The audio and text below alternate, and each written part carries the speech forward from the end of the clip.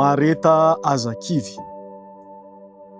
Ny Andriamanitsika dia Andriamanitra izay mampianatra antsika hanao ny fahamarinana mandrakariva. Eny na dia mety ho sarotra aza ny joro amin'izany fahamarinana izany.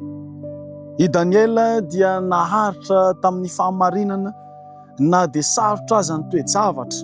Satria rehefa mamaky ny Daniela toko 9 isika, mba hanomezantsiny any Daniela dia namoaka didy fa tsy misy mahazo manao fangatana na mivavaka amin'Andriamanitra na iza ankoatra ny mpanjaka ao anatin'ny 30 andro.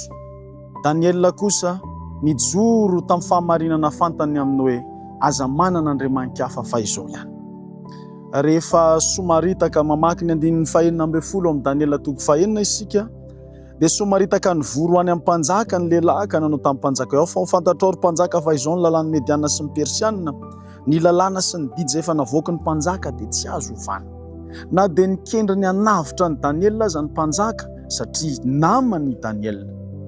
Eny mety ho azon'ny Daniela atao ihany koa ny resaka tamin'ny mpanjaka hoe tsy dia nanao fangatahana tamin'olona hafa n'Andriamanitra hafa, fa teto na dia ho atsipy ao andavaka liona aza dia naharitra nijoro tamin'ny fahamarinana i Daniela.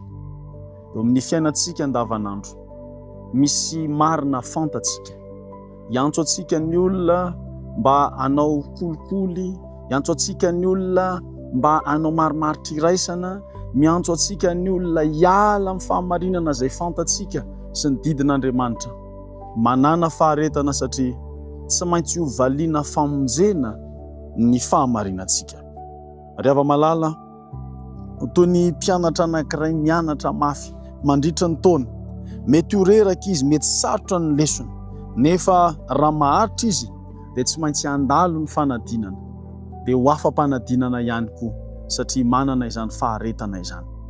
Ho antsika tsy maintsy handalo ny fitsaran'Andriamanitra isika, any ilay tena atahorantsika, any ny tena mampanahy antsika, ary any no hitsarana antsika ny amin'ny fijoroantsika amin'ny fahamarinana. Koa andao haharitra hijoro amin'ny marina izay fantatsika, na mety hiatra manaina aza izany, satria tsy emotra isika fa handroso mandrakariva ho any amin'ilay fanajana ny fahamarinana izay omen'Andriamanitra sy fitsipika omen'Andriamanitra antsika. Ndao hivavaka isika.